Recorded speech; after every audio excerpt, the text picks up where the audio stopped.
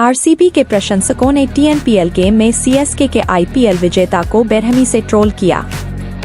बदले में इशारा wireless Badrinath Chennai super Kings के कट्टर समर्थकों में से एक रहे हैं और अतीत में उन्होंने आरसीबी के 2025 से पहले आईपीएल नहीं जीतने को लेकर मजाक किया है। इस बद्रीनाथ चेन्नई सुपर किंग्स के लंबे समय से समर्थक हैं और 2008 से 2013 तक उनके लिए खेले हैं। उन्होंने 2010 और 2011 में सीएसके के साथ 2 आईपीएल खिताब जीते, साथ ही 2010 में चैंपियंस लीग का खिताब भी जीता।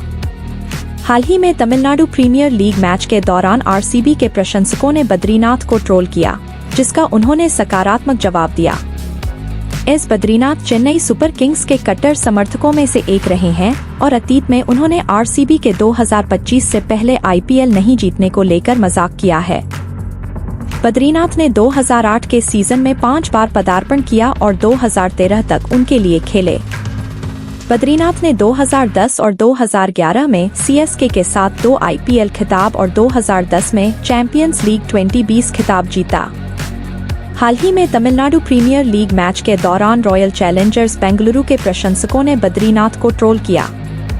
उन्होंने प्रशंसकों को अंगूठा दिखाया।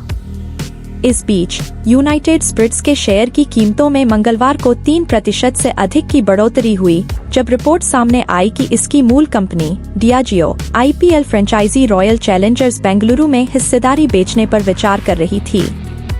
सोशल मीडिया पर अफवाहों का बाजार गर्म था और कई लोगों ने सुझाव दिया कि कंपनी आईपीएल 2025 में आरसीबी की जीत का फायदा उठाना चाहती है।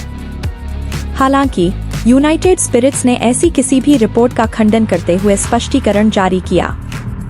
यूनाइटेड स्पिरिट्स ने बॉम्बे स्टॉक एक्सचेंज और बीएसई निगरानी विभाग को बताया, यह 10 जून 2025 की तारीख वाले आपके ईमेल संचार का संदर्भ है, जिसमें कंपनी से आरसीबी की संभावित हिस्सेदारी बिक्री के संबंध में मीडिया रिपोर्टों पर स्पष्टीकरण मांगा गया है।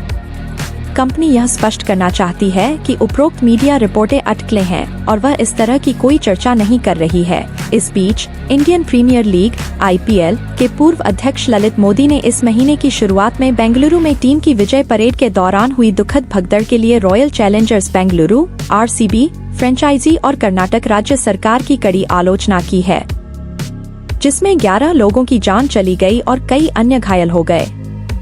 आरसीबी की पहली आईपीएल खिताब जीत के बाद हजारों उत्साही प्रशंसक 4 जून को एम चिन्नास्वामी स्टेडियम के बाहर एकत्र हुए, जहां आधिकारिक समारोह आयोजित किया गया था। हालांकि इस आयोजन ने एक विनाशकारी मोड़ ले लिया, क्योंकि भीड़-भाड़ वाले स्थल पर अराजकता फैल गई, जब प्रशंसकों ने जबरन स्टेडियम में प्रवेश करने का प्रयास किया, जिसके परिणामस्वरूप एक घातक भगदड़ हुई। ललित मोदी ने आईएएनएस से खास बातचीत में पीड़ितों के परिवारों के प्रति गहरी संवेदना व्यक्त की और इस घटना को घोर कुप्रबंधन का मामला बताया। मोदी ने कहा, सबसे पहले और सबसे महत्वपूर्ण बात, भगदड़ में अपनी जान गंवाने वालों के परिवारों के प्रति मेरी संवेदना। ऐसा कभी नहीं होना चाहिए था। पूरे कार्यक्रम की योजना और क्रियान्वयन खराब तरीके से किया गया। बहुत सारी बदनामी और उंगली उठाई जा रही है, लेकिन मुद्दा सरल है, उचित व्यवस्था के बिना कार्यक्रम की अनुमति नहीं दी जानी चाहिए थी।